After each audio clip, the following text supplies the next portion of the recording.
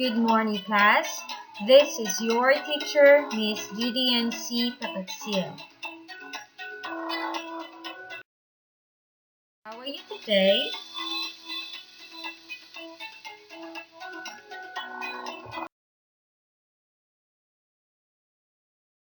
Welcome to Mapeh Subject 3rd Quarter Week 2.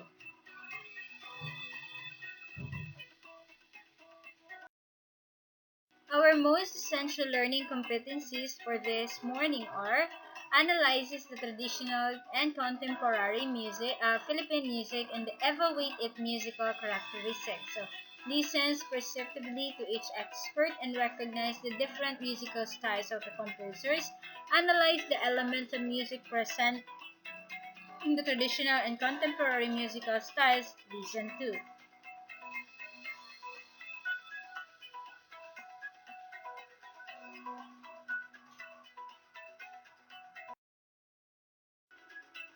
The lesson that we're going to discuss this morning is about contemporary Philippine music, traditional new music, and song composers.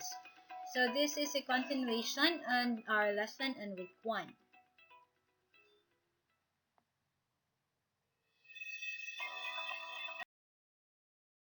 Filipino composers of the 20th century contributed and shared in introducing innovative sounds.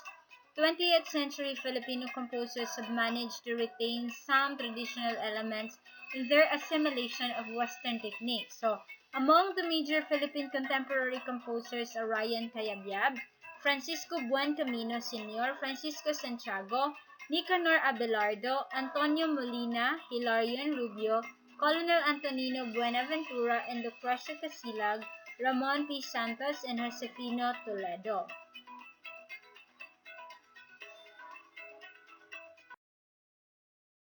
Cipriano Ryan Cayabyab. So, among his numerous compositions are the award-winning Kay Ganda ng Ating Musika in 1978 as well as the modern zarzuela Alikabok in 2003. The opera Spolarium with libretto by Fides Cuyugan Asensio and a variety of choral pieces in song cycles. So, many of his piano works have become a staple part of the Philippine repertoire of today's young students, especially Mayon, Larawan, and Maligayang Bati. He also wrote several zarzuelas and kundimans.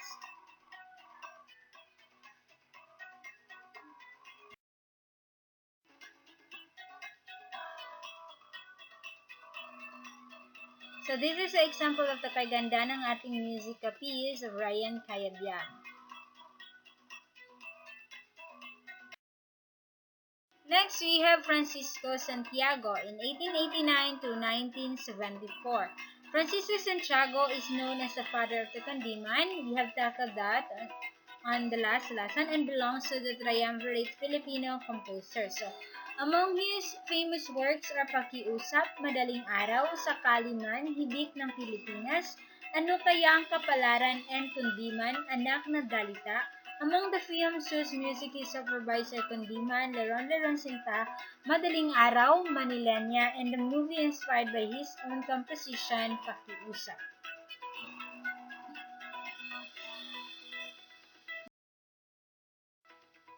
So this is a musical piece, Sa Pilipinas Kong Mahal by Francisco Santiago.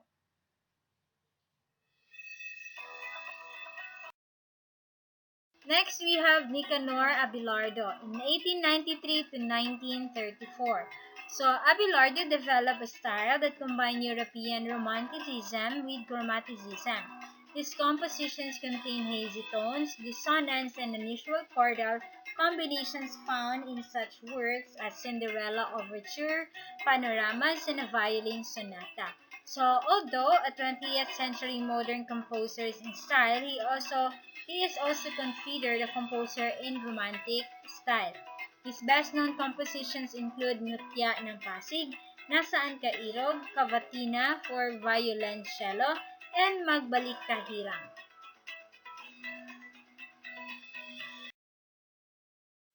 So this is the example piece of Ngutya ng Pasig, music and lyrics by Nicanor Abilardo.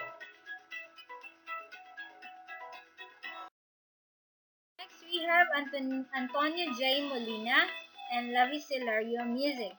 So Molina was a product of both the Romantic and Impressionist schools of thought. He was fascinated by the dynamics and harmonies of Debussy, but retained much of the Romantic style in his melody. So a characteristically Impressionist work is his piano for Malikmata or Transfiguration. The mysteriously exotic words of this piece gradually lead to a lyrical melody with the traditional harmonies abruptly returning to the initial mood. Molina wrote several compositions for piano, violin, and voice, as well as a Spanish-style opera from known as the Zarzuela.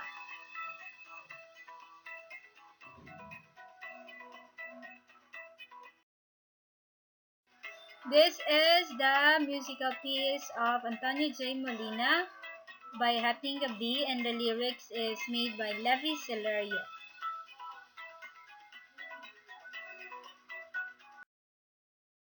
Next, we have Lucio San Pedro in 1913 to 2002.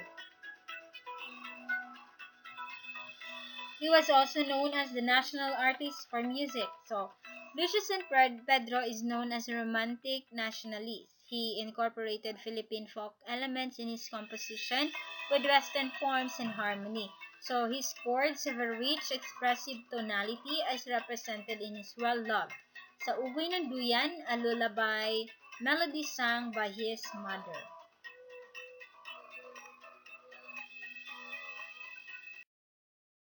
This is the musical piece Sa Ugoy ng Duyan by Lucio San Pedro and lyrics by Levi Celerio.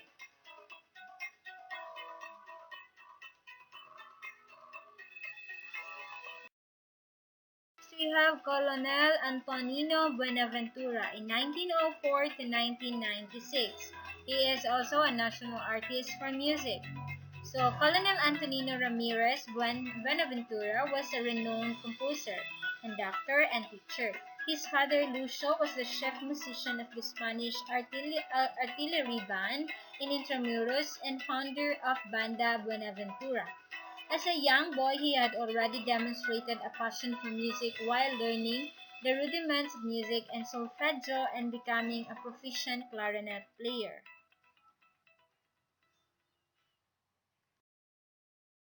So this is the example of Bandango sa Ilaw by Antonino Buenaventura and lyrics by Levi Celerio.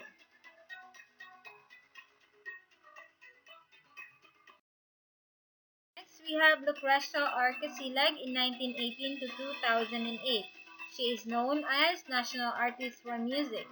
So among Casilag's many compositions are Toccata for Percussion and Winds in 1959, composed for indigenous Muslims and instruments and Western instruments. So The Legend of the Sarimanok in 1963, composed for chamber orchestra and Philippine ethnic instruments. So Divertisement and Concertante in 1960, compositions for piano and orchestra combining Western and Eastern forms, harmonies, and intervals. And the Dula Rawan in 1969, a musical drama combining a dance solo with a chorus and an ethnic orchestra. So this is an example of musical piece of the advertisement of Lucrecia Arcasilag.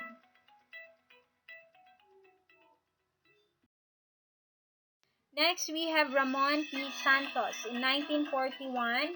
He is also a national artist for music, so his works include Ding Ding nga Diyawan, Nabasag na Banga, at iba't iba pang pinag-ugpong-ugpong na pananalita sa wikang Pilipino para sa 16 na tinig.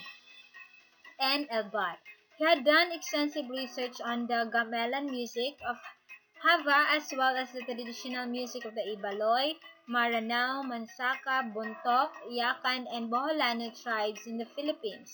Present, he is the head of the UP Center of Ethnomusicology and was appointed professor. Musical piece of Ramon P. Santos, the El Bud. Next, we have Josefino Chino Toledo in 1959. So, He is a recognized figure in the Asian contemporary art music scene. He received his Master's of Music degree from the Cleveland Institute of Music, USA.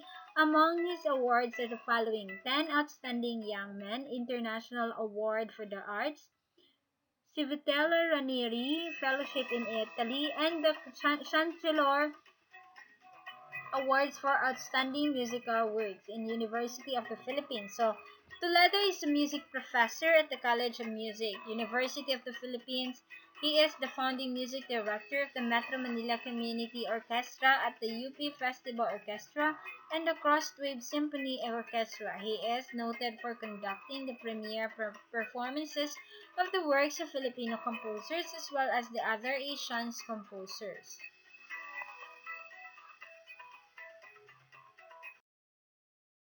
So that's all for our lesson this morning. I hope you enjoy and you've learned a lot.